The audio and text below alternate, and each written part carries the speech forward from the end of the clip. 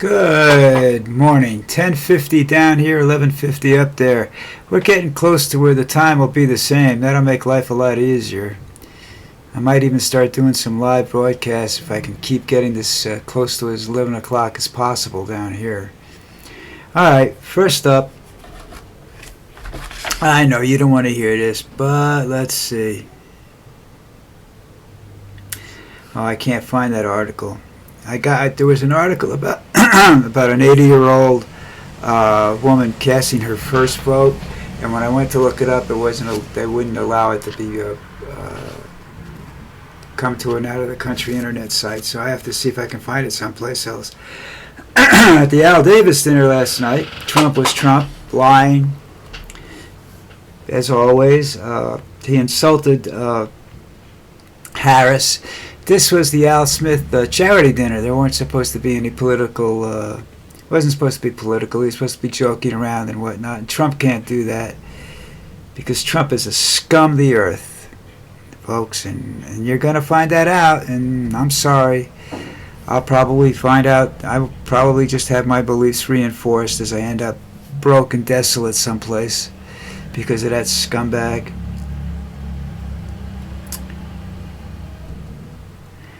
Republicans are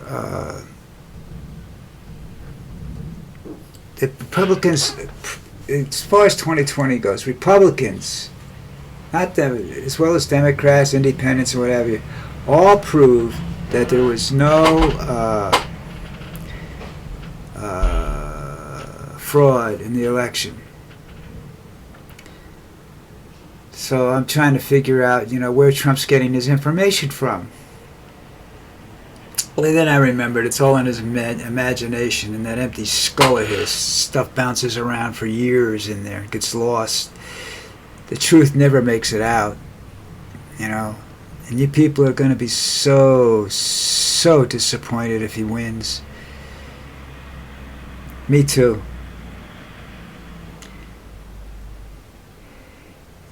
He's promising again to use the military against political opponents. Now, if that isn't scary, and if that doesn't, those are his words, and if they're in quotations on, where did I get that one from? CNN? If you don't believe it, okay, it's also a YouTube video of him saying that too, so you used to look it all up. If that doesn't scare you enough to vote for Kamala, I don't know if you'll ever, whatever. It's the, I guess, people must have been more impressed, the white people must have been more impressed by the Nazi regime than the average American was, because that seems to be the direction we're headed. American Nazi. Whew, wow. Sounds like a movie title, but unfortunately it's not. So, I don't know what to tell you.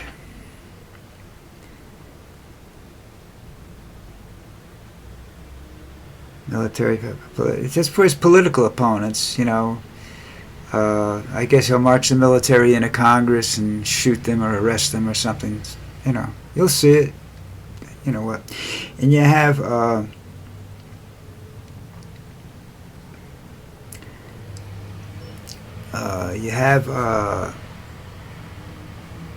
Elon Musk is out there now saying the 2020 election was fraud. And Musk doesn't care. The problem I have with Musk is that he's probably going to run for president next, and he might win, and he's the worst possible individual you could, next to Trump, Musk's not crazy. He just, he's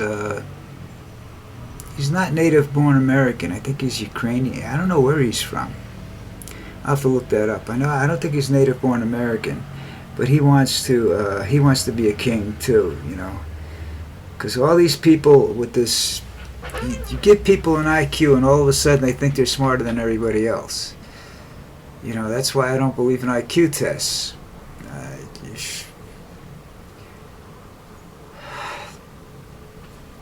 There's a guy living in Ireland right now. They made a TV show about him called Scorpion. I forgot what his name was.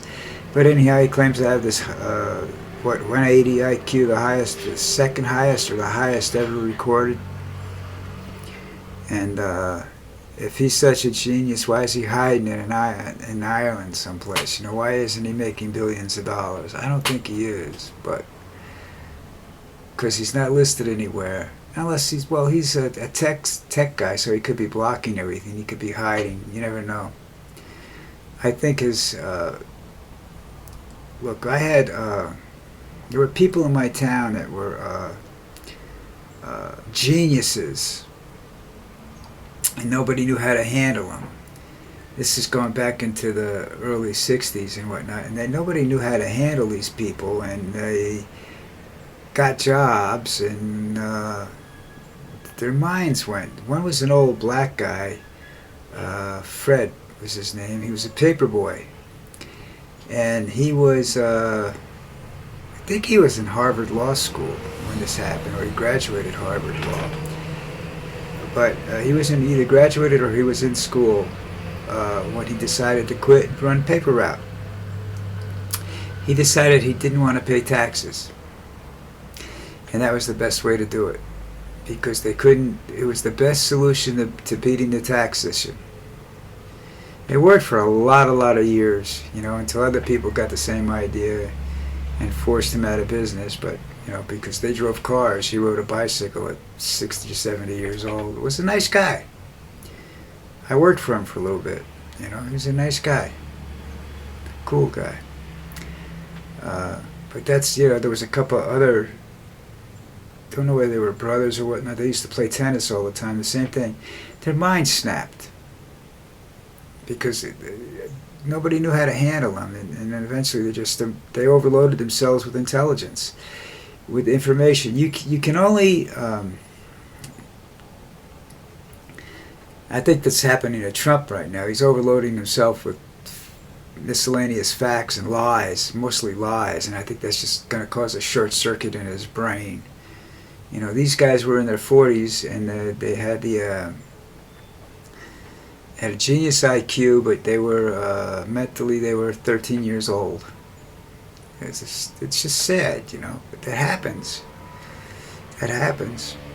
Trump's IQ, I don't know what it is. I don't think he knows what it is, and I don't think it's as high as he thinks it is. I don't think he's a genius.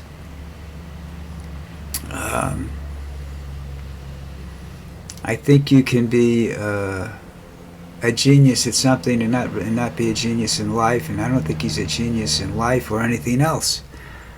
I don't think he's stupid, but he's manipulative, and he's right now he's just. I don't think he could stand the pressure of being president again. Because he doesn't, he doesn't care about other people. That's what makes it easier for him to be president than other people do. Because other people care about people, and the stress gets to them, But this guy doesn't care about people, so maybe the stress won't get to him. But that doesn't make him a good choice for president. Believe me, he's far from it. Oh, here's my favorite quote. January 6th was all about love and peace. Now, I got to tell you something. I was at peace rallies in the 60s and the early 70s there. I went to peace rallies. I got involved in it, the peace movement and whatnot. And I was in the military. I just realized that the Vietnam War was more about big business than it was about the guys who were getting shot up and everything. People were coming back mentally fucked up. I didn't end up going over there. I ended up in the National Guard.